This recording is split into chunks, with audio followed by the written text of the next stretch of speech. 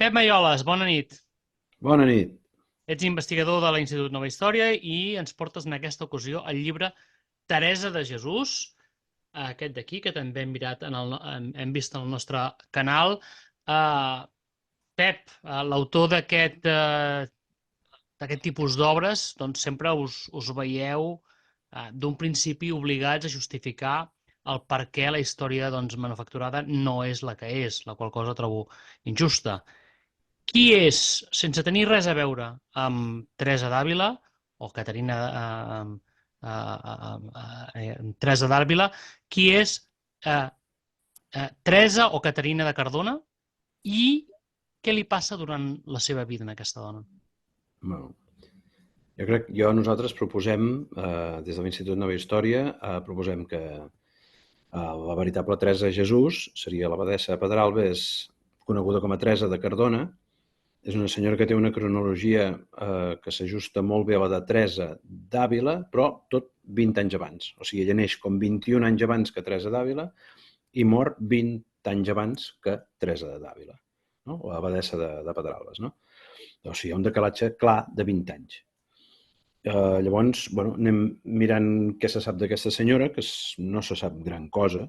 Se la fa entrar en el monestir de Pedralbes el 1521, no? És escollida per unanimitat com a abadessa, i a partir d'aquí s'estarà 40 anys, un rotllo una mica franquista, no? S'estarà 40 anys com a abadessa fins que es mori el 1 de març de 1562.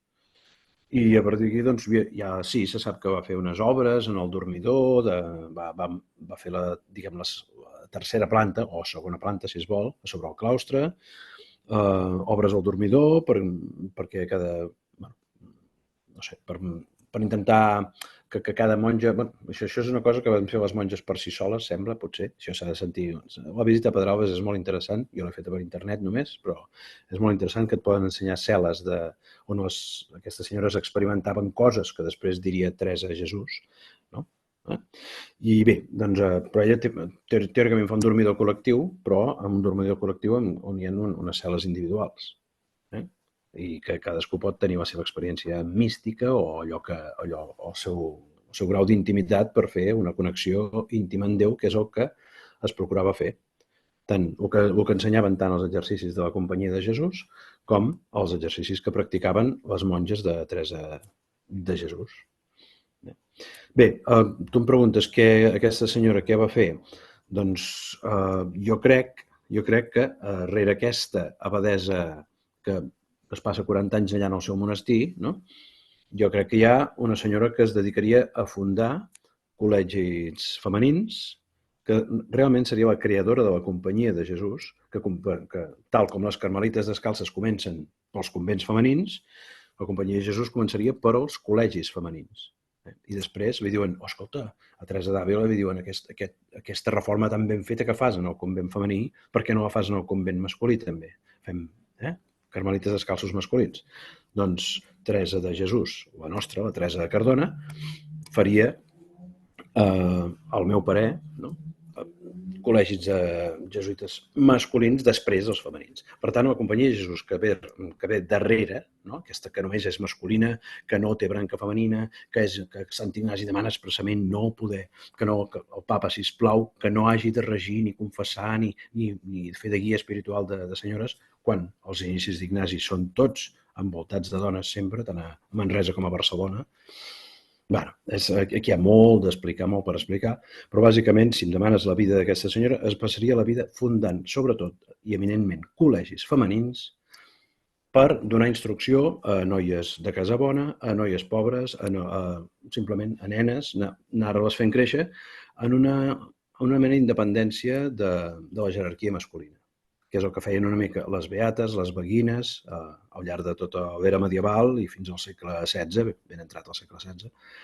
I és això el que l'Església volia anar... Clar, l'Església diu, aquí els estan ensenyant a prescindir dels intermediaris, a prescindir del capellà, del confessor, de tot. Bé, doncs aquí hi ha moltes coses per dir. O sigui, tenim aquella llegenda catalana que exhuma en Jordi Bilbeny del Rondellari d'en Pau Bertran, que diu que Santa Teresa, en català es diu, Santa Teresa no en tenia prou amb ser abadessa i doctora, que també volia ser confessora. quines dones confessaven? Doncs les bones dones, les dones dels càtars, aquelles dones que són una referència ara a l'alta edat mitjana. No, encara n'hi havia. Encara n'hi havia al segle XV i al segle XVI. Tot aquest magma seria Teresa. I això ens ho fa pensar també, i ara acabo ja amb la primera pregunta, això ens ho fa pensar també el fet que hi ha molts estudiosos de Teresa d'Àvila actuals, contemporanis, del segle XX i això, que se la miren des d'un punt de vista pedagògic. O sigui, estudien la seva obra, la seva doctrina, els seus llibres, com diuen, és que aquesta dona sabia com ensenyar, sabia com transmetre, sabia mecanismes, feia servir mecanismes pedagògics per que la seva doctrina arribés fins i tot a les ments més planes o menys dotades, no? O sigui, li agradava repetir les coses, no incidir mai en el càstig, sinó més aviat en la recompensa, per qui feia bé els exercicis, etc. És modèlica en aquest sentit, no? Però, en canvi, el gran contrasentit és que Teresa d'Àvila era una senyora que no tenia formació, no sabia llatí, no tenia nocions de teologia, i en canvi escriu els llibres amb una doctrina i una teologia més pura, dius, això és un contrasentit. Diu, no, és que escrivia gairebé el dictat de Déu, ens diu ja la història. Clar, llavors, si dictava Déu no es podia equivocar mai, no? Llavors, clar, ja està. Més aviat, el que els hi ha quedat són uns llibres que es nota que han passat per cal inquisidor. Els hi han adreçat molt, no? Però bo i així, encara és detectable en tot el missatge una senyora que dominava la pedagogia, que tenia unes altes nocions de teologia i, per més que ho hagin posat allà amb paraules així rústiques, castellanes i tot això, que això és un contrasentit. En fi, aquesta seria Teresa Caterina de Cardona i en nom de religió Teresa de Jesús, que llavors a la nostra història ens han agafat la senyora de Pedralbes, aquesta, l'abadessa, i es diu, mira, doncs es dirà Teresa de Cardona. Han fet un matxembrat entre el nom de religió i el nom laic, no? I li diuen Teresa de Cardona.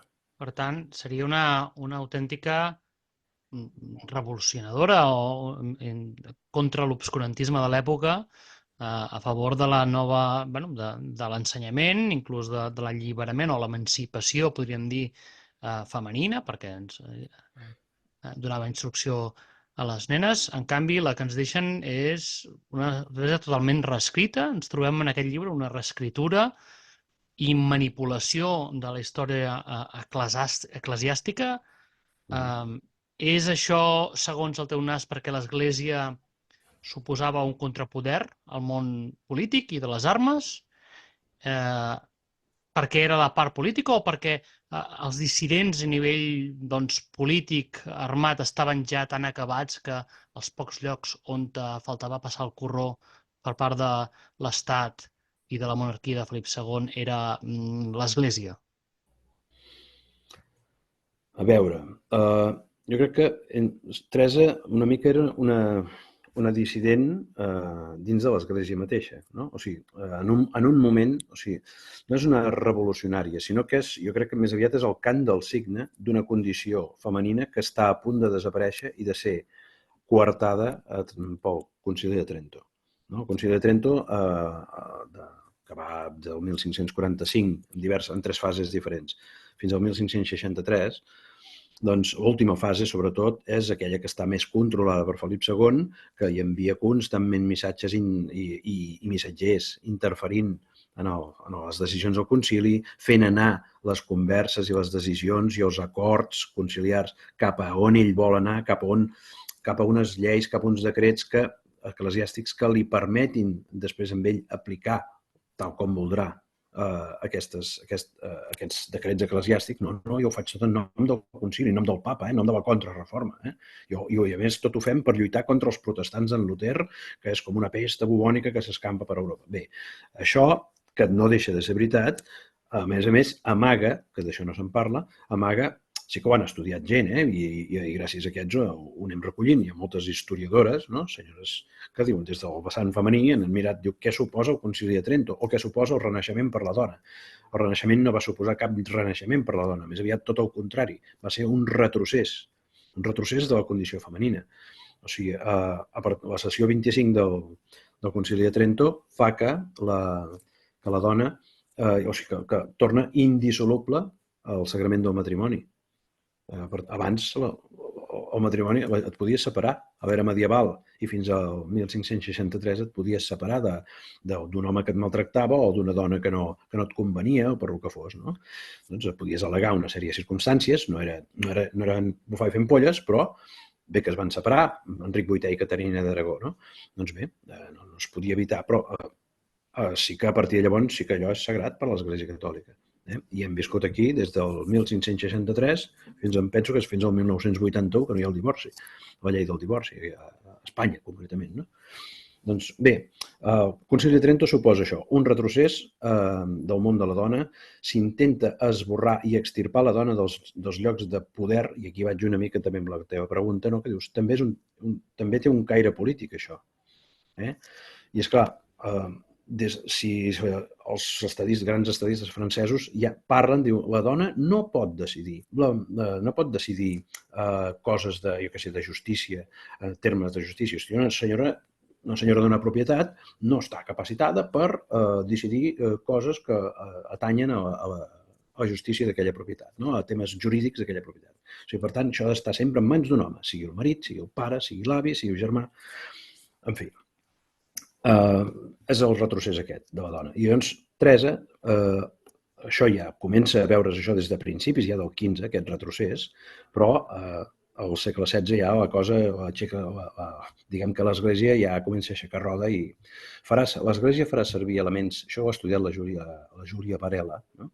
Una senyora que es diu El nacimiento de la mujer burguesa, té un llibre molt important de 1997, i aquesta senyora doncs, estudia que, ostres, la Inquisició i tota la jerarquia repressiva d'aquesta del concili van estudiar els humanistes, que els humanistes tenien tot un programa d'educació de la dona i tot això, però també una sèrie de recomanacions restrictives del paper de la dona en el matrimoni i tot això, que la Inquisició ho aprofitarà i ho agafarà per aplicar-ho en les directrius conciliars. No? O sigui que a vegades intentes fer coses a fi de bé i resulta que el dolent se n'aprofita. No? Doncs bé, hi ha un retrocés claríssim de la dona i Teresa lluita contra això. Teresa intenta mantenir aquests llocs d'educació de la dona, aquests espais com que en diríem de beates i que després l'Església els qualifica com d'heretges o de dones que estan fora d'un ordre eclesiàstic concret, o sigui, a tots els convents i congregacions de beates, de cases de dones que no estaven dirigides per cap jerarca masculí, per cap confessor masculí, que no estaven adscrites a cap ordre eclesiàstic, doncs diuen, no, heu d'escollir un ordre. El de Sant Agustí, el de Santa Clara, el que vulgueu. Feu-vos agustines, jerònimes, el que vulgueu, però heu d'agafar un ordre. Escolliu una regla i seguiu-la. I clausureu-vos, tanqueu-vos en clausura. Teresa intenta lluitar contra això.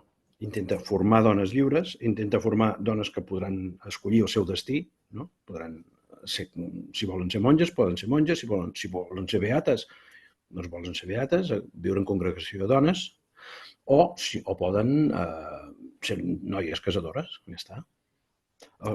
Teresa intenta salvar això, aquesta llibertat de la dona, aquesta formació femenina, aquesta capacitat de decisió. No? Ella era abadessa, era doctora en teologia, i una de les coses que acusen sempre a Teresa d'Àvila és, diu, venien hombres doctos, o sigui, la Inquisició acusarà de venir hombres doctos a tomar lecció d'ella. Dius, clar, és com tot el col·legi de metges, m'estàs dient que tot el col·legi de metges està fent cua a cal curandero. Clar, perquè dius, clar, si ella no tenia formació, no era teòloga, no sabia llatí, què cony foten tots els teòlegs anar a hombres doctos a tomar lecció d'ella, no? Clar, es mujer sin letras tratando de materias propias de varones letrados. Com pot fer-ho, això? Sí, vale, no, estava tocada pel dit del senyor, sí, i això es nota en els seus llibres, no? Però aquí és quan grinyola tot el discurs oficial. Com pot ser que una illetrada doni classe vinguin a veure'l amb ella, hòstia, això que fas, aquests exercicis que fas. Clar, jo crec que ella, els exercicis no crec que els dissenyés Ignasi Loyola, jo crec que els devia dissenyar Teresa. Però quin futur tindria la companyia de Jesús si els seus exercicis els hagués dissenyat una dona, just en el moment en què s'està escombrant la dona de tots els llocs de poder. No? Doncs jo crec que Ignasi és el que hem de veure, és el niño bonito que hem de veure per dir, però qui fundava els primers col·legis, qui segurament fa els primers exercicis i els fa a on? A la riba del Cardener. I és una cardona. Hòstia, quina gràcia. La famosa, la gran corresponsal d'Ignasi. Ignasi quan escriu des de Roma, quan escriu des de Jerusalem, des d'on estigui, i parla amb la seva gran valedora a Manresa, no? Una de les 5 o 6 dones que li fan favors i l'acullen, parla amb Agnès Pujol, també dita Agnès Pasqual pel seu segon matrimoni, no? Però de naixement era Agnès Pujol. I aquesta Agnès Pujol era la germana de l'Antoni Pujol. L'Antoni Pujol era el mestre de cerimònies i confessor de l'arcabisbe Pere de Cardona, oncle de l'abadessa Teresa de Cardona. Per tant, estem tenint que els qui atenen Ignasi i que i miren que no li falti mai de res, tot i que està fotent l'ermità per allà, per la riba ni en una cova de Manresa, i què està fent allà? No? Doncs, bueno, qui està fent això són els servidors i la gent de confiança dels Cardona. Per tant, jo tinc per mi que qui està parint els exercicis i qui està ideant la companyia Jesús és Teresa, a Manresa. Però mai, o sigui, un basc com Ignasi, no? Un senyor de pèl al pit i poc pèl al cap, això vol dir molta hormona de masculina, no? Un basc d'aquest de pèl en pecho, hòstia, tenint Nuestra Senyora de Aránzazu allà al costat de casa, o tenint el Monasterio de Guadalupe, ben espanyol, per anar-se a postrar castellanament allà, doncs, què ve a fer a Catalunya? A postrar-se davant de la patrona de Catalunya. Què ve a fer aquest senyor aquí? O passar doncs, una experiència mística a la riba d'un riu de Segona, hi ha una cubeta d'aquí de l'Extraràdio de Manresa, poguent anar, jo què sé, a Covadonga, que és l'úter embrionari d'on surt l'Espanya mítica. Què fa un basc? Hòstia, tot el rellevant que passa a Espanya, que pot passar a Espanya, no passa mai a Catalunya. Què fa aquest basc venint aquí? Està tapant una personalitat catalana. Ignasi crec que tapa Teresa. Això encara no ho dic en aquest llibre, això és nou, és el segon llibre, diguem, però és a les conclusions que estic arribant. Teresa, per mi, ha de ser la fundadora, la primigènia de la companyia Jesús. Una companyia Jesús que, si vol tenir futur, no pot tenir branca femenina. Uau, hem vist moltes construccions de la història. Val? Aquesta crec jo que potser és una de les més... En lloc de com la Colombina o d'altres que són una miqueta fetes així amb una sabata i una espardenya i els hi deslliga tot i surten 1000 documents contradictoris, aquesta trobo jo que està bastant ben feta. Hi ha algunes coses que deslliguen, com per exemple que intenten primer atribuir el que fa Teresa a una altra senyora abans de crear Teresa de Ávila, o alguna altra coseta que no els acaba de lligar, però, per exemple, el fet que han de fer una literatura més pobra expressament, però en general no sé si trobes que és potser una de les manipulacions o construccions de la història més ben creades, o sigui, més ben lligades, perquè fins que tu has arribat i alguns altres abans, però jo crec que qui ho ha acabat de lligar ets tu, això estava molt obscur. Jo no he sentit mai cap sospita sobre Teresa de Jesús. Bé, a veure, Teresa de Jesús d'Àvila està molt ben muntada, certament. O sigui, tot i que no tenim constància de que hagi nascut mai a Àvila, o així, perquè el llibre de baptismes del petit lloc de Gotarrendura, un llogarret que pertanyia a Àvila, no? I on pretesament neix el 1515 Teresa d'Àvila, aquest llibre de baptismes li falten les 34 primeres pàgines. Estan arrencades, no hi ha manera de saber si sí, i si va néixer o si no hi va néixer. Igual que Ignasi de Loyola. Els registres d'Azpeitia es van cremar el 1515, l'any que neix Teresa d'Àvila. Aquell mateix any es cremen els registres d'Espeitia i no hi ha manera de saber mai si va néixer Ignasi en allà o no. O sigui que Teresa d'Àvila, d'entrada, després hi haurà, evidentment, en tots els processos de beatificació i de canonització, hi ha tota una sèrie de declarants en allà que diuen sí, porque mi madre ya que había conocido a la prima de Teresa, le dijo que su prima era muy santa i no sé què. Clar, o sigui, hi ha 250 declaracions allà que sí que jo tenia, era parenta llunyana meva, era cosina segona de la meva tia, i això sí, jo era una mujer muy santa i jo la vi una vez paseando por Ávila con sus monjas. Bueno, clar, o sigui, hi ha declaracions aquestes que dius, bueno, vale. Bueno, que poden ser traduccions de declarants catalans que parlessin de Teresa en el veritable procés o que poden ser pures invencions. Sí que sé que o sigui, hi ha una petita coincidència que és remarcable, no? I és que els declarants que parlaven d'això, o sigui, les declaracions es recollien, hi havia tot un formulari de preguntes, una enquesta que es feia a la gent, no? Que una vas conèixer, algú de la teva família va conèixer, quina mena de connexió va tenir, quin parentiu tenia, etc. Hi ha tot un qüestionari que està fet per un senyor que es diu Bernabé del Mármol Zapata, o que a vegades també el posen Bernabé Zapata del Mármol, no? O sigui, els cognoms poden variar, però aquest senyor, que el 1602-1603 és l'encarregat de rebre, ell i el seu germà, a Madrid, els processos de... O sigui, tota la instrucció del procés de beatificació, no? Per enviar a Roma, no?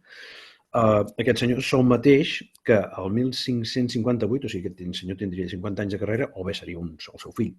És igual, aquest senyor era el secretari que havia de signar o sigui, donar l'aprovació a les censures fetes sobre els llibres que s'havien recollit. És el mateix personatge, el mateix nom. Mármol Zapata, Zapata del Mármol. És el mateix nom. És una coincidència. Bé, doncs clar, això ja ens diu que el procés de beatificació pot haver estat, bueno, és un festival, de manipulat i de trastejat. Això he anat dient, tu preguntaves si va haver un primer intent de manipulació, o sigui, és una cosa bastant ben feta, sí, tot i que no es troben, ja dic, els orígens de Teresa ben bé, o sigui, documentats fefaentment, sí que hi ha molta prova, hòstia, diuen, aquí va néixer, aquí va tenir la seva casa, el convento San José fue aquí, de petita jugava en el parador de Piedrasalbes, en el Palacio de Piedrasalbes, que es diu com Pedralbes, no? A Àvila hi ha un parador nacional avui dia, que tu hi vas cap allà i pots estar, hostatjar-te i menjar en el parador nacional de Piedras Albas, on Teresa de Jesús a veces acudía porque había una parienta suya que trabajaba allí. Sempre humil, no? Doncs sí, jo crec que jo en el llibre dic que era la seva mare que treballava d'abadessa en allà, no? Un cop separada del seu marit, segurament, no? Perquè n'estava tipa de que és un senyor que ha participat a totes les guerres. En Joan Ramon Folquart de Cardona, que és el pare de Teresa, ha participat a totes les guerres. La de Granada, la de Catalunya, la del Pallars, la conquesta del Pallars, també. En fi, i la de Nàpols, no? Com a gran capità allà. Bé, això seria tota una altra qüestió ja. Però, clar, qui hi havia a Pedralbes era segurament la mare de Teresa, i per això ella de petita jugava a fer monestirs. Abans els nens imitàvem en els nostres jocs allò que vèiem, no? Abans de tenir mòbil i de jugar a pantalletes, no? Abans jo jugava a indis i a vaqueros perquè cada dissabte en queia una de l'oeste, no? Allà a la tele, en blanc i negre. Doncs bé, jo jugava a això. I doncs Teresa Jesús, quan era petita, jugava a hacer monasterios. L'intent de manipulació, un primer intent de suplantació de Teresa o de posar-la a Castella, jo crec que es faria, això ho vaig defensar ja en un llibre abans d'aquest, en un capítol del Censura i Postveritat, no? L'any 2018. Allà deia que segurament hi havia una tal Teresa Enríquez, que era la senyora de Torrijos, no? Era la muller del contador Gutiérrez de Cárdenas, o el contador d'Isabel la Catòlica. No?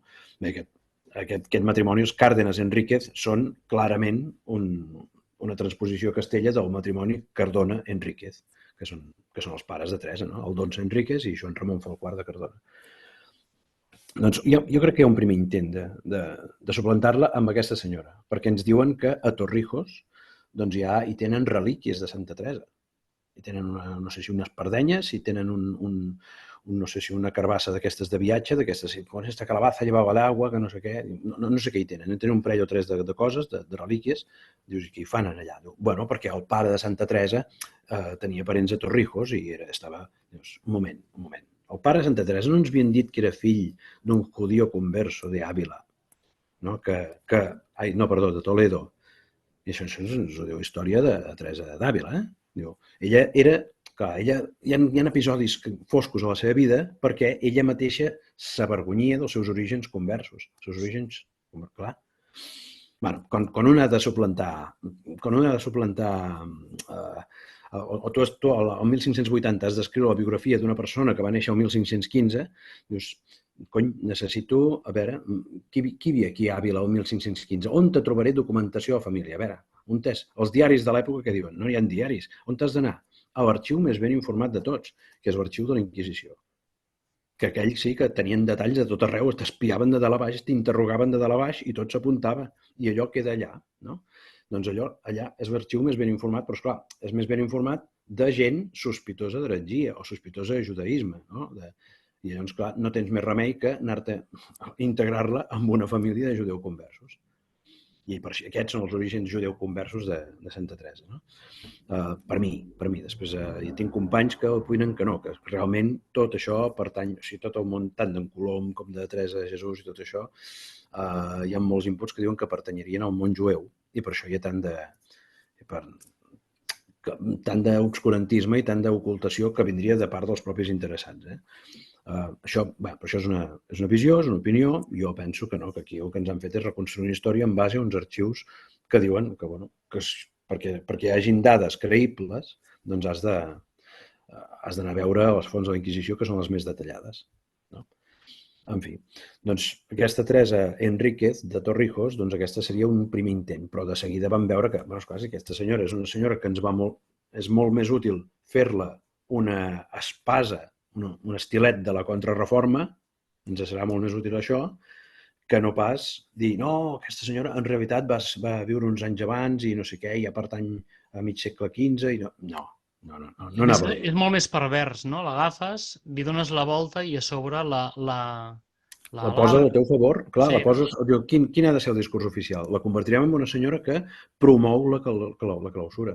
Si tota la història és com un acudit, si te la mires bé, amb ulls freds, dius, a veure, arriba el general dels carmelites que està visitant tot Espanya per ordre de Felip II, que el diu, vine a visitar els convents que s'hagin de reformar i tot això. Comença pels masculins, és una tragèdia, tot està molt malament, se'n va a Portugal, una bona visita, no està tot tan malament, entra per Salamanca troba un col·legi de carmelites, diu, carai, que bé, i després arriba altre cop a Madrid, diu, bueno, ara començo pels femenins. Se'n va a Toledo, després se'n va a Àvila, i a Àvila troba el convent perfecte.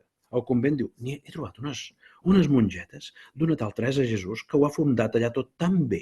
Està tot tal com faríem fa 250 anys els fundadors del Carmel. És tal com ho voldrien. Cadascuna té la seva ermitoia, el seu lloc en el seu hort, allà van totes descalces, pobretes, allà amb una roba de sac, viuen la regla del Carmel tal com no l'ha viscut ningú des de fa 250 anys. I llavors diu, i amb una clausura estricta i perfecta. Allà no entra ni surt ningú allà. Amb una finestreta els van portant el que els hi falta de fora i s'ha acabat. Tu. És deliciós. Molt bé. I llavors diu, quan veus una cosa tan ben feta, una clausura tan perfecta, que és el que demana el Concili de Trento, dius, doncs ara que el papa ja ha dictat expressament una butlla que diu que totes les dones que estiguin escrites a l'ordre que sigui han de guardar una clausura estricta, llavors diu, Teresa, vine cap aquí. Això tan ben fet que has fet aquí a Àvila, vull que m'ho facis a tota Espanya. Vés, agafa el carromato i surt, i et faré unes butlles perquè la pareja del Guàrdia Civil, quan et pari amb el carromato, no et fotin cap multa ni et diguin res. Però tu surt, que escolta, que això tienes que sembrar tantos conventos como pelos tienes en la cabeza. Sort que li van dir a ella, no m'ho van dir a mi. Bé, doncs, sí, escolta, ja està. Teresa, sí, ara iré a fundar conventos carmelitas. I escolta'm, i aquesta és la meravellosa història. Tot això només té sentit en el món aquest infernal i d'Euro Disney, no? Del Concili de Trento. Saps? O sigui, agafen Teresa i la converteixen en un vehicle de la contrarreforma. Clar, dius, no, el que estàs fent és... I això, clar, llavors ja... Ara m'avanço amb una pregunta que hauràs de fer, ara m'anava a avançar, però no, és igual. Doncs això, hi ha intents de suplantació. Primer, no? O sigui, volen posar primer la castellana i després que la catalana sigui com una mena d'imitació o una cosa que no hi té res a veure, i després diuen, no, hem d'agafar, hem de destruir la memòria de la catalana i només es podrà destruir si i construïm a sobre amb el mateix nom, usurpem el nom, ens el quedem nosaltres, i diem que aquesta dona doncs, era una senyora que, hosti, que les seves obres, hòstia, les seves obres van estar 13 anys en poder de la Inquisició. Això de manera oficial, extraoficial ja no ho sabem quant de temps, però de manera oficial el gran inquisidor d'Espanya té l'obra de Teresa allà durant 13 anys. I llavors diu bueno, això s'hauria d'editar. Això s'hauria d'editar. Diuen, encarreguen a Fray Luis de León, un agustí de Salamanca, que vagi i demani a la Inquisició, sisplau, a veure si els pot donar el llibre de Teresa, perquè s'hauria d'editar. I l'altre diu, con sumo gusto. El gran inquisidor diu, con sumo gusto se lo entregó. Diu, home, clar, con sumo gusto. Si ja l'has arreglat tot de dalt a baix, diu, no, és que lo tenía yo aquí y me lo leía cada día para mi solaz. No. Si ho has arreglat per allà on t'has volgut. I ara tenim una monja que és mitja analfabeta, però que parla d'una teologia fulgurant, que té uns mètodes de pedagogia acollonants, però que en canvi no sap pronunciar ni iglesia ni monasterio. No, són paraules bàsiques que no les sap pronunciar perquè ella diu, bueno, és que això ella ho feia expressament perquè no volia que els homes diguessin, hosti, aquesta en sap més que nosaltres. No, soy una mujer, soy humilde y no sabemos nada. Va, es disfressava d'humil. O sigui, és tot un contrasentit. És un contrasentit. Pep, una de les coses que més em sobta és la incapacitat del papa de sobreposar-se a Felip II de Castella. Vull dir, inclús aquest controlant tirànicament els membres de la cúria dels seus regnes. Ens trobem davant del naixement del protoestat-nació modern, que diu on són les divisions del papa i aquí mano jo? Sí, no sé si està ben relacionat, segur que té relació, però, a veure, el papa, o en concret, hi ha papes que quan són cardenals estan a sou de Felip II. No? O sigui, se sap, està comprovat. Vull dir, el papa Ghislieri, Sant Pius V, també crida molt l'atenció que l'hagin fet sant, no? Aquest senyor era inquisidor. Aquest senyor, abans de ser papa, era inquisidor i llavors el papa Carafa, el papa Pau IV, doncs com que li va muntar tota una xarxa d'espionatge del Vaticà per anar,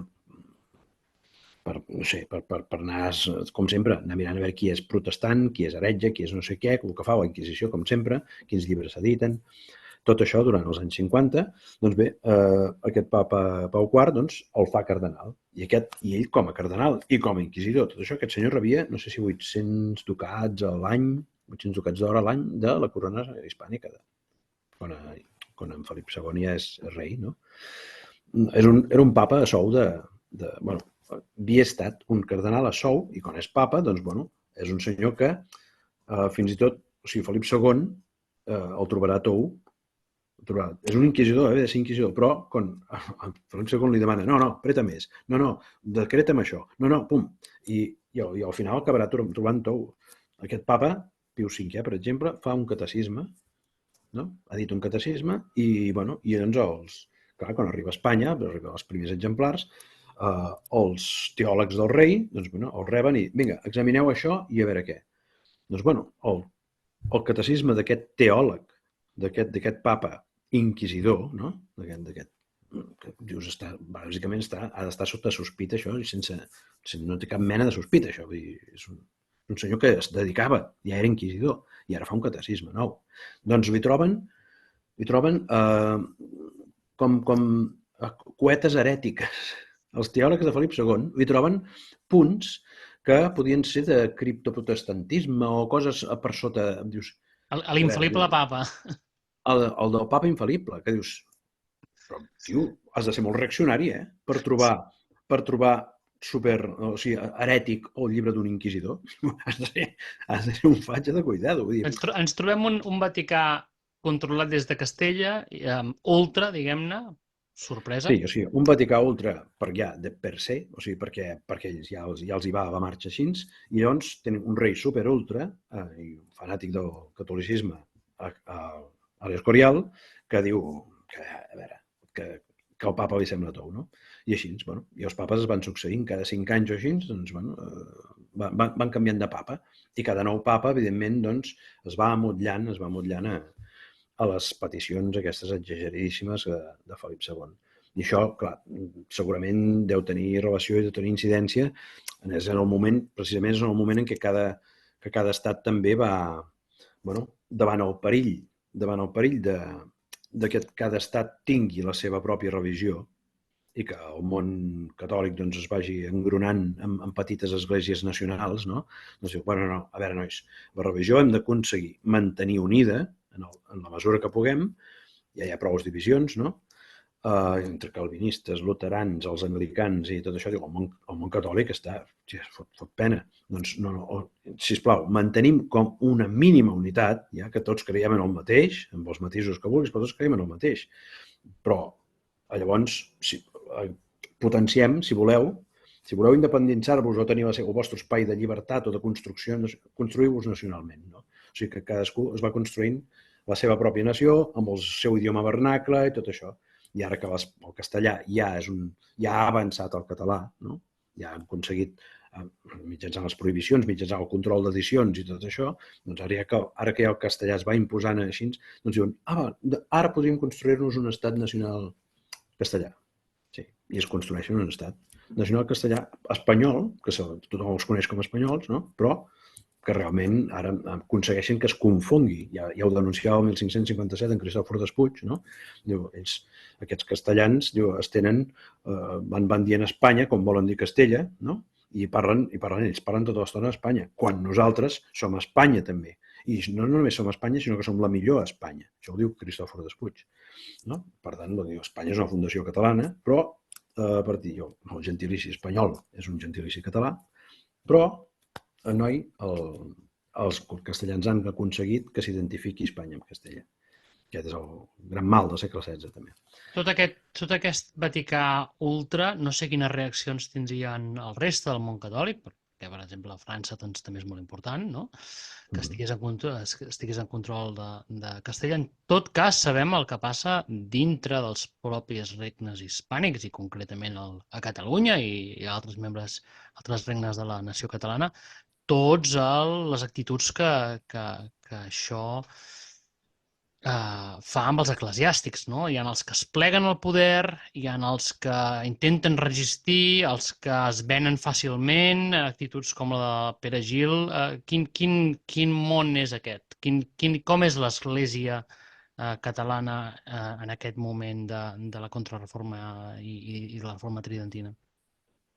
A veure, l'Església catalana, com totes les esglésies de tota Europa, m'imagino, té moltes ganes d'extirpar la dona, de treure el poder a la dona i que com a màxim que quedin, com a màxima jerarquia sigui una abadessa que es dediqui a regir un cenobi, un monestir de clausura femenina. I ja està. Aquest és el màxim poder que pot ser. I si allà vol impartir doctrina a les seves novícies i a les monges, que ho faci. Però tot el seu poder està allà enclaustrat en aquell claustre. D'acord? Ja està. A partir d'aquí, que l'Església vol una masculinització de l'Església, no? I es busca també, això també, l'Església ja fa anys que competeix amb el poder polític, però també per tenir el màxim de poder i si pot tenir-lo a través de tot el que passa, tot el que sigui una efemèride política, una cerimònia política, ha de tenir la seva celebració eclesiàstica. Saps? I això, a Europa es viu així també. Es viu així d'aquesta manera. I aquí es va construint tot això que hem anat visquent nosaltres. O sigui, nosaltres hem viscut durant 400 anys amb tot el que ha sigut una emanació del Concili de Trento de la lluita antiprotestantista, no? que això és el que és bàsic en les societats catòliques, o sigui, en els països... França té una gran lluita interna amb els hugonots i tot això, també els corrents calvinistes. Hòstia, allà hi ha un ball de bastons impressionant. Aquí, Felip II ho tenia, gràcies a la Inquisició i tot això, ho tenia tot molt ben controlat.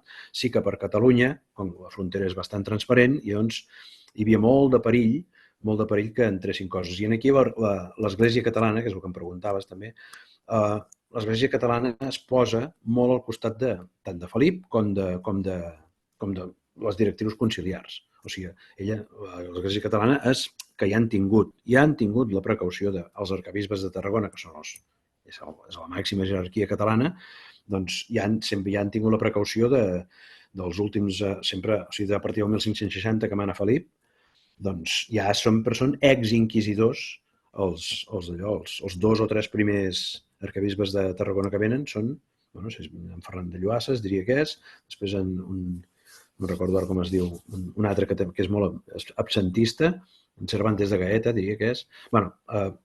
Aquests són ex-inquisidors.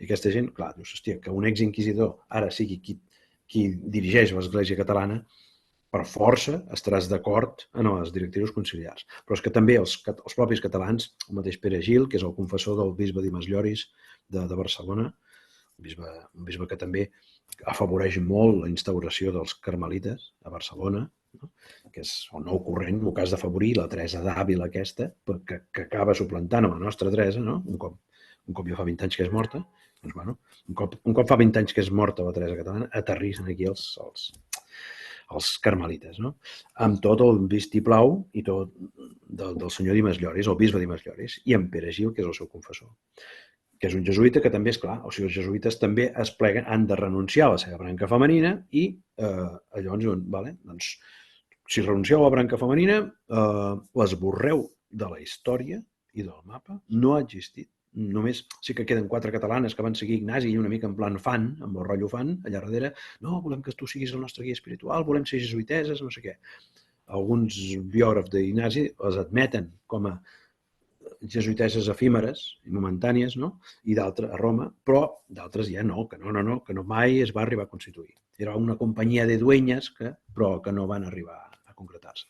I la transformació que fan de Teresa en la literatura i en la doctrina de Cardona a Àvila ho fan en vida una mica en la companyia de Jesús, que també la converteixen, li donen la volta com al mitjó, i acaben fent que passi pel tubo i canviant-la completament.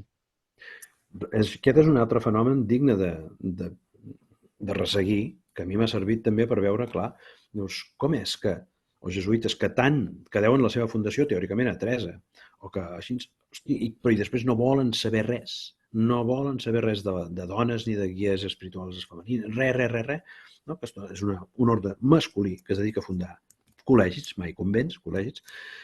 Doncs després que Ignasi demani que no l'obliguin mai a fer de guia espiritual de senyores, ni a imposar-los doctrina ni res, resulta que no paren d'ajudar a les carmelites de Teresa d'Àvila, a les reformades, a les carmelites descalces. No paren d'ajudar-la a fer fundacions femenines, fundacions masculines, sempre hi ha un jesuïta dirigint, confessant les carmelites. Doncs, clar, un pare carmelita, no, millor un jesuïta. Teresa de Jesús veu la llum, la Teresa d'Àvila veu la llum el 1554 quan la confessa un jove jesuïta, el pare Gutiérrez de Cetina, que arriba a Àvila i tots estan molt preocupats perquè aquesta dona té unes introspeccions, unes visions, un no sé què, i no saben si és cosa de Déu o cosa del dimoni. No saben si és una santa o si és una heretge, una tia que ha estat infectada pel maligne. I llavors un pare jesuïta, que representa que hi entén molt, i tot i que és jove, i diu, no, això és cosa de Déu, aquesta dona és una santa, aquesta dona. I tots, i ara? A partir d'aquí, ella evoluciona, diu, ja m'han dit que vaig bé, els jesuïtes m'han dit que vaig bé, doncs sempre voldré tenir un bon confessor jesuïta al costat. Doncs resulta que els primers biògrafs de Teresa d'Àvila són jesuïtes. No haurien de ser carmelites? No, són jesuïtes. Per no voler dirigir dones, i tenen una implicació brutal. I això vol dir que tot el món jesuïta comença sent femení i tu t'han dit que l'extirpis, tu l'extirpes i llavors ajudes a construir el que el substitueix, que és el món carmelita. Es queden amb el nom, no? I Sí, canvien a més totalment que usurpen el l'orientació, nom, no? i usurpen el nom i és allò que al final doncs, els catalans acaben dient no, la mare Cardona per diferenciar-la d'una tal Teresa Jesús que no, que es veu que era d'Àvila, que era una dona santa, més santa que la nostra i que es deia igual, Teresa Jesús. Doncs aquesta, si aquesta Teresa Jesús era aquella, doncs la nostra serà la Cardona. Ja està. Però el 1619, entre els mateixos jesuïtes, entre els mateixos carmelites, han de dictar, el general dels carmelites espanyols ha de dictar un decret que diu ja n'hi ha prou de decir que la Madre Cardona és més fundadora que la Madre Teresa de Jesús. Dius, home, doncs la gent, els mateixos carmelites ho tenien clar. A nivell popular ho tenien clar que era més fundadora la Madre Cardona. Que no es referien a la Teresa Pedralbes. Per ells, la Madre Cardona també ens l'han desfeta, ens l'han posada així més contemporània de Teresa d'Àvila i perquè mai ningú sospiti que són la mateixa persona, que Teresa Jesús és Caterina Cardona, doncs diuen, no, Teresa d'Àvila teniu per referent aquesta ermitana catalana, que era una ermitana que es fotia unes disciplines, que és el que has de fer. També, si tu ets un catòlic com per ser un catòlic que vol estar bé amb Déu, tu, si el teu senyor t'oprimeix, si hi ha algú, el teu confessor no t'agrada, si no sé què, tu el que has de fer és buscar la santedat a través de l'autoflagel·lació, de fer molta penitència, de resar molt, d'humiliar-te i de parar l'altra galta. Curiosament és el que li va bé al poder, no? El poder, no? O sigui, això és el que diu el Concili de Trento, és això, no? Tu, hòstia, agafa aquesta Caterina Cardona que es fotia unes disciplines i fins i tot menjava merda, escolta'm, és igual, s'esgarrinxava, tenia la pell feta, era d'una austeritat, d'una cosa, diu, tothom la veia i quedava enlluernada. I fins i tot Teresa d'Àvila diu, jo, senyor, vaig bé, o hauria de fer tanta penitència com fa ella. Diu, no, tu no. El nostre senyor se li pareix, o ella té una visió i diu, no vull que et penitencis. Tu em fas més servei fundant la regla antiga del Carmel, més fundant tu que això. El nostre senyor ja la guia.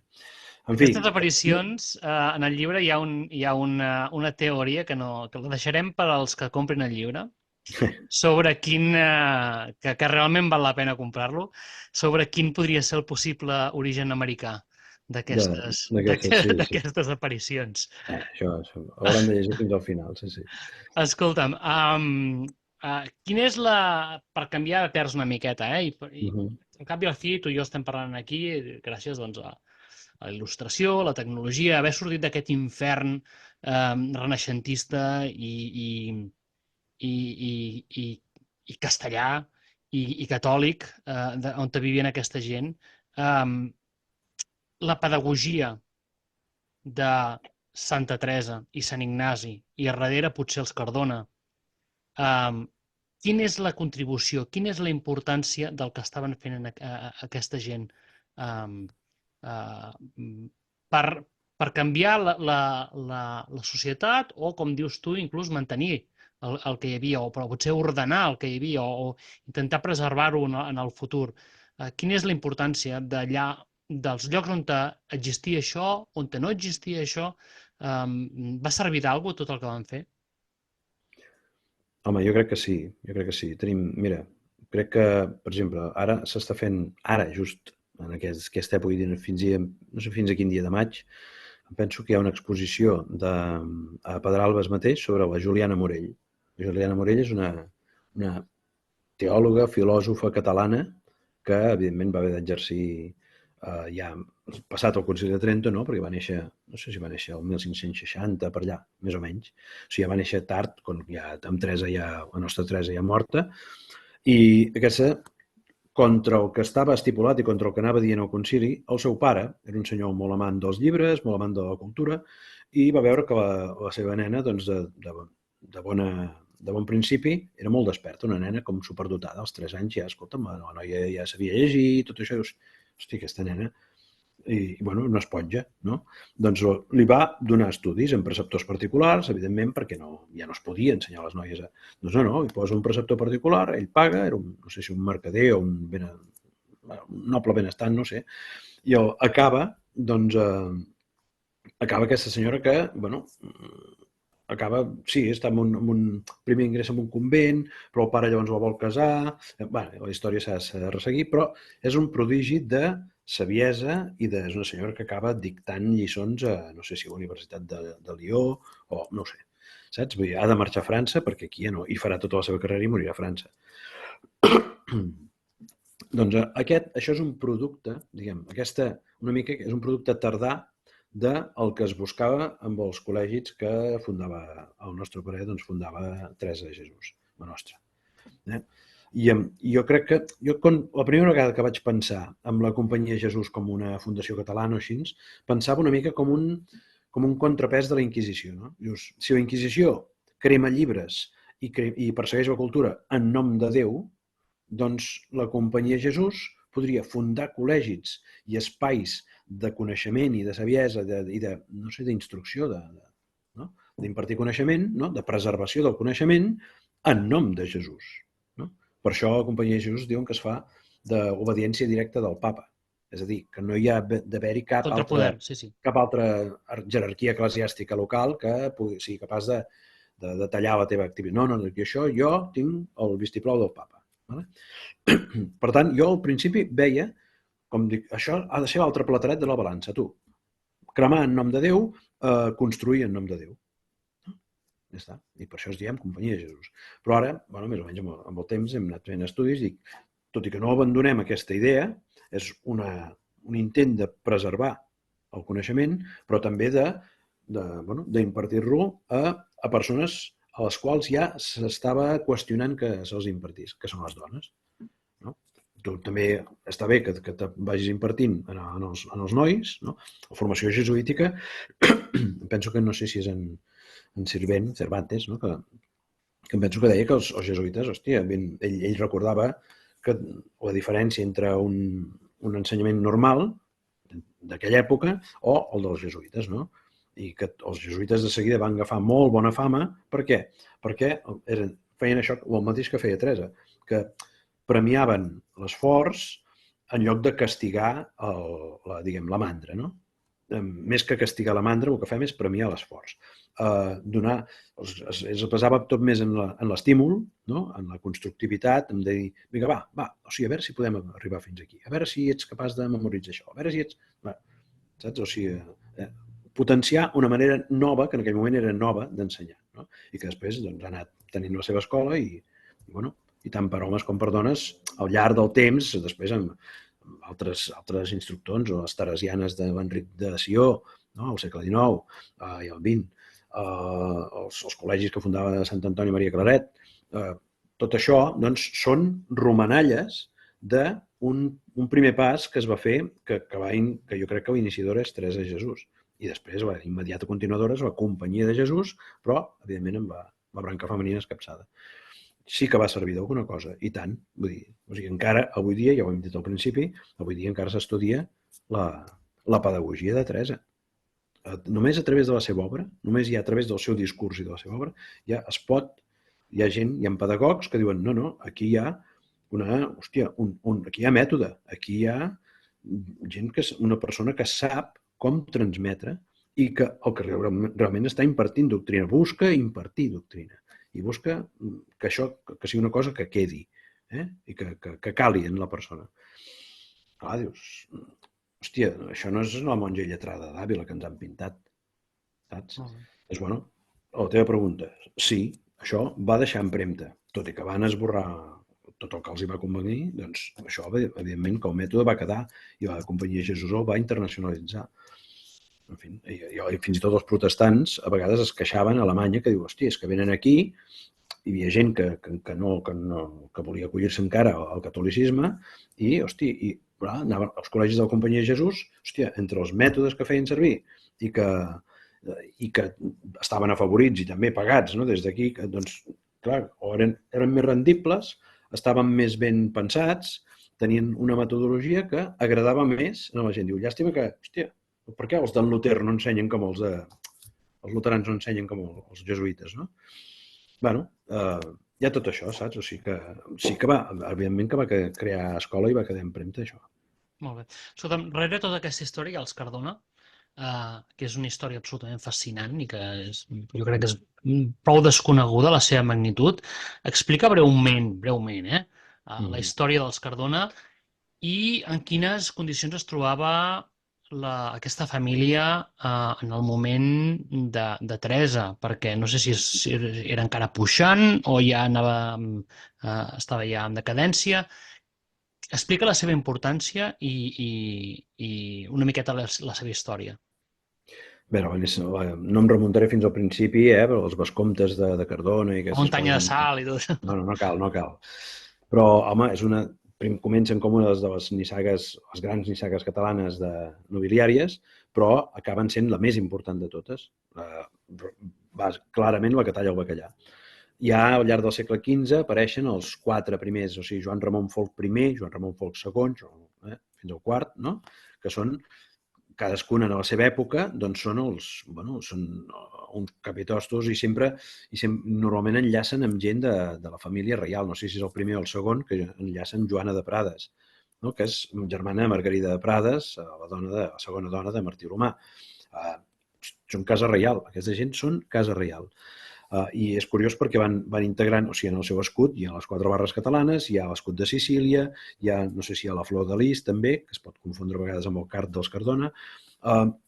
Que cada vegada en Felip Rodríguez em va fer notar que dius, cada vegada que tenen un casament, incorporen l'emblema reial, o sigui, o l'emblema d'aquella casa, no? Que sol ser una casa reial, no? I d'això ja l'incorporen a l'escut. I aquesta gent, clar, marquen tot el segle XV, són grans conestables, que vol dir els caps de l'exèrcit, no? El gran conestable de Catalunya, a partir del 1467, és en Joan Ramon Folc IV, no? Que seria el pare de Teresa. No? Aquest senyor, amb el Don Enríquez, té tota una fillada importantíssima, no? Entre els quals hi ha el governador de Catalunya, Pere de Cardona, hi ha la virreina de Navarra, diguem, la dona d'Antonio Enrique de Lara, que es casa amb Joana de Cardona. Doncs bé, hi ha el virrei de Sardenya, Antoni de Cardona, que jo crec que també serà un virrei de les Amèriques, però ens l'han tapat amb un Antonio Serrano de Cardona. Es diu així també, dius, carai, Serrano, perquè, conyo, de la Sierra, no? És de la Serra... Doncs és el mateix, que ens el foten a Sardenya i probablement sigui d'Amèrica. Però, bueno, aquest Antoni de Cardona, que era, no sé si era senyor de Sant Boi, no sé. Hi ha aquí, hi hauria també, aquest fill del governador de Catalunya, hi hauria el Galzeran de Cardona, que per mi seria el poeta Garcilaso de la Vega, no? Llavors hi ha Teresa, hi ha 2 bisbes, en Lluís de Cardona i Enric de Cardona, que aquell sicilià que fa una història dels Reis Catòlics també, no? Que és un cronista dels Reis Catòlics, en Luca Marineu Sícul, diu, aquests 2, en Lluís de Cardona i Enric de Cardona, són 2 dels més eminents literats de les lletres hispàniques. No tenim ni idea de cap obra seva ni de cap títol seu. Però segons aquest cronista, són 2 dels més eminents homes de lletres d'Espanya. Dius, clar. Ha perdut per sempre, no? Clar, jo crec que hi ha la meva aposta així llançada a l'aire, com una moneda, sense cap fonament, però quan es mor Lluís de Cardona, el 1532, comença a editar Fray Luis de Granada, uns llibres d'allò exquisits de doctrina catòlica, que s'han referència en tot el segle XVI. Bueno, i d'aquest no s'ha trobat cap obra, i Fray Luis de Granada doncs, existirà durant molts més anys i tot això. Però comença just a publicar igual que Teresa d'Àvila comença a fundar quan fa mig any que s'ha mort Teresa de Cardona.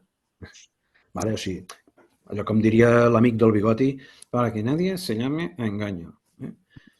Vale, escolta, aquesta casa... Aquests són els Cardona, la seva germana, els seus germans. Però hi ha una figura molt important, que és el tiet, que és el germà d'en Joan Ramon Folc IV, que és en Pere de Folc de Cardona, que és l'arquebisbe de Tarragona.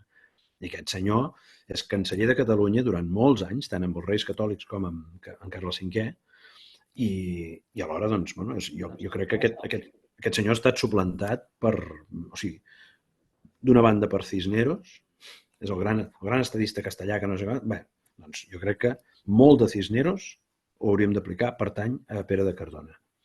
El tio Pedro de Teresa de Ávila, que l'acull quan ella està malalta, que no sé què, no sé quantos, resulta que és el senyor que tenia una residència, allà on hi ha la Boqueria, ara, no? La residència d'estiu de la Rambla de Pere de Cardona, estava paret per paret, el seu palau estava paret per paret del convent del monestir de Jerusalem, que són allà on es forma com a novícia Teresa de Cardona, o Caterina Cardona, en aquest cas.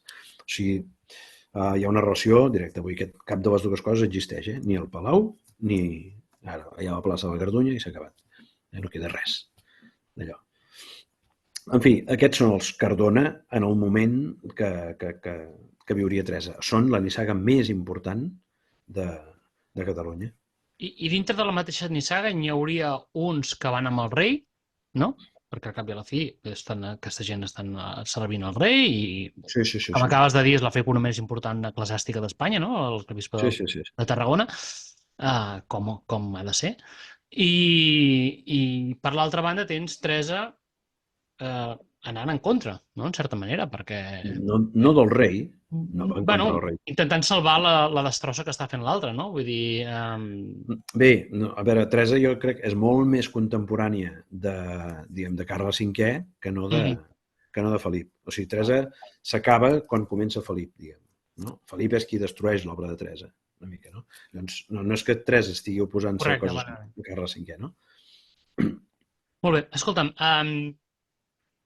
sabent els patrons que utilitzen per manipular i per construir història, sabem que sempre s'utilitzen les mateixes ciutats, que comencen amb la mateixa lletra, exemple, que sempre utilitzen les mateixes tècniques d'ofuscació, l'emparentament artificial en personatges d'origen fosc, històricament, vull dir, no que fossin foscs, o humil. Creus que ha arribat al punt en què podríem ja començar a fer una breu guia d'interpretació o diccionari de textos de l'Espanya del 14, 15, 16 per investigadors internacionals? O sigui, en aquest llibre tens evidències d'ordres que es donen de manipular arxius. Vull dir, jo encara m'he trobat aquest estiu amb algun historiador que em deia que els arxius no es manipulen, no? Perquè aquí hi ha ordres de manipulin vostè aquest arxiu. Creus que s'ha arribat el moment en què es podria dir als hispanistes internacionals: escolta, miri, aquí hi ha una breu guia per interpretar les fonts d'aquests segles, entenent que s'acostuma a manipular, Valladolid acostuma a ser València, etc. No? I com i les tècniques que s'utilitzaven per crear història i per, amb una mica de sort, poder-la investigar i poder-la saber què havia passat realment, no? Home, es podria fer un intent d'això, el que passa que no és mai una regla fixa. O sigui, no podem dir, apliquem aquest patró i ens sortirà, o sigui, és com un patró que l'agafes aquí i surt l'equació perfecta. No funciona així. Sí que hi ha coses orientatives, no?, que veiem quan ens parlen d'un Valladolid que tenia 400 cases de piedra i després els van a buscar les cases de piedra, en queden molt poques, pràcticament cap, i després diu, no, és que aquí el que hi havia sobretot era mamposteria i no sé què. Dius, clar, ens estan parlant d'una Valladolid amb 400, que no són 40 ni 50, són 400 cases senyorials. Dius, això no és Valladolid. No. Per què? No, és que no hi és. No, això és València. Només hi havia una ciutat que podia tenir aquest nombre de cases així. I dius, hòstia, això ha de ser València. Potser és exagerat, 400 fins i tot per València, però doncs aquí dius, vale, Valladolid suplanta València, aquí, segur. Però, esclar, ens diuen que, després aquest dia rellegia algun d'aquests treballs que vaig fer, que veien que Sevilla és el puerto más importante de España, ¿no? Però València és la ciutat portuària més important, també. A veure, o València és el puerto más grande de España. A veure, un moment. A veure, posem-nos d'acord, perquè qui tiene puerto más grande sol ser la ciutat més important portuària. Hòstia. Doncs, això a vegades els historiadors es passen repartint carnets de grandesa, no? Així.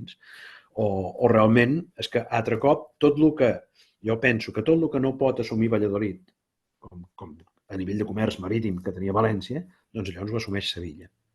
Però ja en tenim dues que estan suplantant la mateixa ciutat, depèn de per què. Depèn de a què ens estiguem referint. No? Doncs això, bueno, pots donar una mica, mira, hi ha aquesta pauta, per qui et vulgui comprar això, no? Tu has de demostrar primer que tot això que ens diuen que eren allà, no eren allà, sinó que era a València, i llavors dius, vale, i llavors si us ho creieu, doncs tingueu en compte a partir d'ara que quan ens diuen que els Reis Catòlics anaven a conquerir Granada a l'estiu i llavors diuen, bueno, y el invierno no lo pasamos, es que hemos pasado tanto calor que vamos ahora queremos estar bien fritos en Valladolid. No, home, no, te'n vas a València, que és com un balneari, no? València és com un balneari el clima allà. En canvi, si te'n vas a Valladolid vas a passar fred. No es pot. No? I a més, quines ganes, no? Tens ganes d'assabentar-te de com va la Mediterrània, com avancen els turcs, què fa el papa i tot això. Ves a València i allà t'arriben els vaixells i t'arriba tot. Des de lògica primària. No? Doncs no, tot això està substituït per Valladolid. Quan Carles V vol assabentar-se de com van les guerres d'Itàlia, se'n va de Granada de pet a Valladolid. Dius, però i allà què? Allà què? És que les palmes mensajeres solo saben aquell camino. No, home, no. És que és València. Altre cop ens estan donant Per això dic que unes quantes indicacions, jo crec que els hispanistes, bueno, i així no pot interpel·lar el món de l'historiador espanyol és impossible, evidentment. No, però, bueno... Depèn. Tot és obertura mental, qüestions d'obertura mental o de fe, no sé.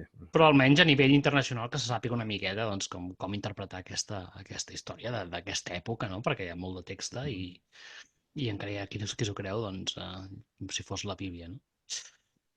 Escolta'm, menciones altres acadèmics i fins i tot frases dels carmelites que apunten a rumors de falsificació doncs, que ja corrien en el seu moment.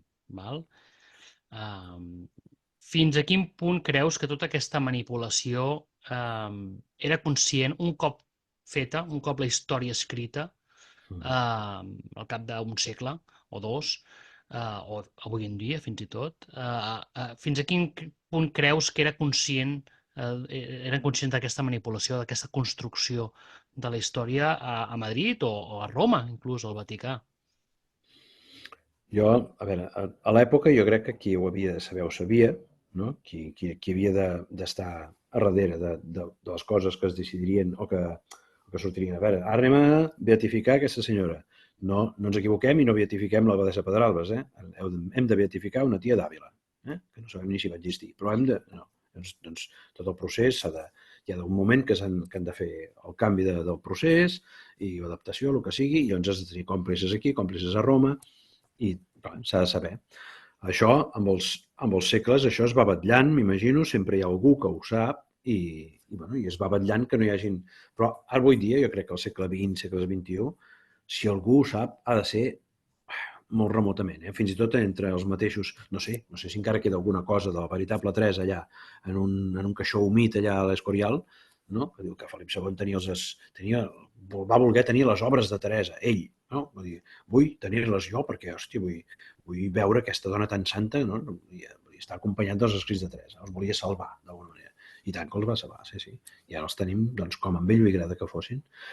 Doncs, clar, tot això, jo no sé, havies de tenir els teus còmplices a Roma, havies de tenir els teus còmplices a Madrid, fins i tot còmplices a nivell internacional, fins i tot entre el protestantisme, així, perquè dius, per tocar els pebrots, jo que sé que nosaltres hem hagut de gratar a alguna font alemanya, d'algun teòleg d'aquests que se n'enfotia dels catòlics, per veure com hi ha un esbós o un besllum de dir, no, Teresa de Jesús, o Santa Teresa i Caterina Cardona eren la mateixa persona.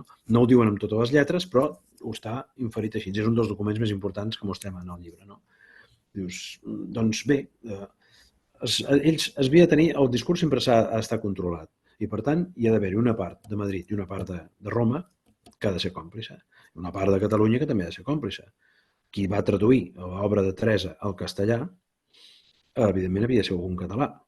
Per això hi ha aquestes catalanades en els llibres de Teresa.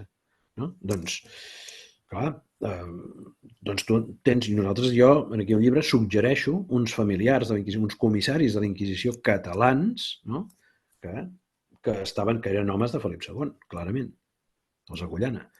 Bé, doncs, i d'aquesta gent se'n pot resseguir bastant la història, ens l'explica un descendent d'ells, que és en Martí de Riquer, no? Doncs, hòstia, clar, tu havies de tenir sempre algú que conegués la història. Jo no sé si ara hi ha algú a l'Escorial, potser sí, no? O allà on sigui de Madrid, que encara sap que es va manipular o es va això. Jo crec que ara En tothom té tot molt cas, assumit. en tot cas, hi ha adaptacions del món real per fer coincidir en la història que es remunten fins als principis del segle XX, inclús, no? De fer coincidir coses amb el que diu la història doncs, perquè quedi, no? Hi ha un Un col·legi al exemple. final, Posa un exemple. Dic a veure... Sí, per exemple, aquí hi ha un col·legi que hi ha que l'últim gran projecte de Teresa, que em sembla que el van portar pedra per pedra fins a Àvila, deuria ser, em sembla que hi ha inclús... No, jo crec que l'últim gran projecte de 3 és les descalzes, quan diuen ara les descalzes reales, no? Sí, I bé, no, jo crec que no, això, o sigui, això es munta a Madrid, quan en ella segurament ho ha muntat o a València o a Silla, sempre al voltant d'una, jo crec que busca una figura de... també perquè la gent vegi, Això és... aquest és el revers d'una Sí. medalla de Teresa De Jesús, sí, de Jesús amb la insígnia dels Cardona a a darrere. darrere, sí. Això és una troballa d'en Ramon Serrano, que està molt bé. Sí. És espectacular. No, escolta'm, Pep, molt agraït de que hagis vingut. Jo crec que és una història fascinant. A més, ja et dic, jo crec que és un dels personatges que més lligat tenia a la història manufacturada, que és amb la qual hem viscut i doncs, nosaltres i els nostres pares i avis. I per tant, més mèrit té doncs, Haver-lo desentrellat haver-la descobert i haver-la destapat. Per tant, recomano a tothom que s'hi pot, assignatura obligatòria, llegir Teresa de Jesús de Pep Malloles. I hi ha alguna cosa que estiguis treballant sobre Teresa o sobre alguna altra cosa que ens vulguis avançar, que no tinguis del tot lligada o que ja ho tens lligat i ens diràs en el futur? Bueno, ara m'agradaria a mi doncs, intentar fer una mica el que ha fet aquest senyor, en José Luis Espejo, amb en Colom, que ha intentat la quadratura del cercle, no? A fer un Colom que és que a la vegada català i genovès, no? Doncs, un català que se'n va a viure a Gènova i tot això, en fi, que és de la família dels Colom Bertran, és de la família dels Colom Bertran també, com diu en Jordi, o sigui, ha lligat Bilbeny, ha lligat acadèmia, ha lligat genovisme, i ha lligat certs estudis colombins. Tot, ho ha lligat tot. Bé, a mi m'agradaria arribar en aquesta quadratura del cercle fent, no sé, intentant... O sigui, hi ha gent que relaciona Erasme i Ignasi. No? O sigui, a veure, què va representar Erasme per Ignasi? El va tenir com a referent? Per què va prohibir alguns dels seus llibres o tots els seus llibres a la Companyia de Jesús? Per què? O sigui, una mica... Els posen de costat. Aquí hi ha un llibre que es diu Loyola i Erasmo, d'un jesuïta, en Ricardo García Villoslada. És un llibre de fa ja 60 anys. Però bé, hi ha gent que ha comparat Teresa i Erasme. I hi ha gent que ha comparat Teresa i Ignasi. O sigui, sempre els han relacionat per parelles, tots tres, l'un amb l'altre, però mai els han fotut. Va, vinga, anem a fer el trio. Jo intentaré fer el trio. Una mica. Ara jo, no sé, estic obert a unes pràctiques menys tan monògames i llavors farem el trio. Intento lligar una mica en els anys 20 del segle XVI, el moment en què sorgiria un Ignasi de sota les pedres enlluernat per Teresa i una Teresa que també tindria com a referent Erasme, tenint en compte que Erasme és un Urgell igual que ella. Clar, seria un Urgell igual que ella. O sigui, clar, si per nosaltres Erasme és Ferran Colom de Vis i Urgell i ella és Teresa de Cardona i Urgell i Enríquez de Quiñones, doncs si tenim una Cardona Urgell i un Davís Urgell, clar, aquesta gent és que a més són parents. Alguna interacció hi hauria. Un és on estaria a Barcelona intentant fundar la seva biblioteca, intentant establir-se a Barcelona, quan ens diuen que tot seria Sevilla, no? Però doncs, el proper llibre ha d'anar de lligar Teresa Erasme i Ignasi, i l'establiment de Ferran Colom a Barcelona, definitiu, amb la biblioteca. Molt bé. Doncs escolta'm, estarem expectants en aquest proper llibre, i quan surti doncs ja ens avisaràs, d'acord? A veure, encara trigarà un anyet ben bo, com a mínim. Bueno, això no es fa en un dia. Molt bé, doncs moltes gràcies, Pep. Fins la propera. Gràcies a tu, Àlex. Vinga, Adéu. adéu.